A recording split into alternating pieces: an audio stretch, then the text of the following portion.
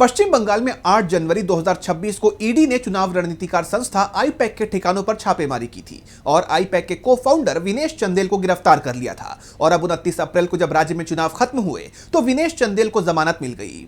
इतना ही नहीं, IUPAC red में बेहतरीन काम करने के लिए 2 अधिकारियों को सम्मानित भी किया गया है, जिसे लेकर अब कई सवाल उठ रहे हैं। देखिए ये रिपोर्ट। पश्चिम बंगाल विधानसभा चुनाव में सियासी दलों की सक्रियता से ज्यादा ईडी की सक्रियता दिखाई दी।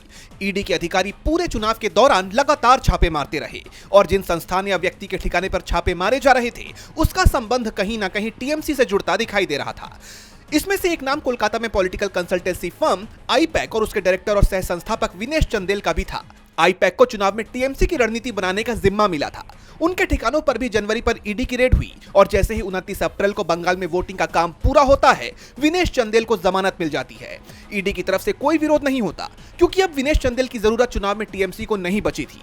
इस बीच ये खबर सामने आ रही है कि आईपैक और विनेश चंदेल के ठिकानों पर छापेमारी की कार्रवाई करने वाली ईडी की टीम के सदस्य असिस्टेंट डायरेक्टर विक्रम अहलावत और प्रशांत चंडीला को उनकी इस बेहतरीन काबिलियत के लिए सम्मानित किया गया है, जिसको लेकर अब कई सवाल खड़े हो रहे हैं। कहा जा रहा है कि ईडी इन अधिकारियों को सम्मानित कर यह दिखा रही है कि केंद्र सरकार के विरोधियों पर इसी तरह से तेजी से कार्रवाई की जानी चाहिए। मामला भले कमजोर हो, लेकिन कार्रवाई ऐसी होनी चाहिए कि विरोधी पूरी तरह से हिल जाए। वैसे भी विपक्ष की तरफ से ये आरोप लगातार लगाए जा रहे हैं कि ईडी हो या सीबीआई या दूसरी केंद्रीय जांच एजेंसियां, वो बीजेपी के टूल की तरह काम कर रही हैं। जिन राज्यों में चुनाव करीब आता है वहां ईडी की सक्रियता अचानक बढ़ जाती है और चुनाव होने के बाद ईडी की कार्रवाई ठंडे बस्ते में चली जाती है।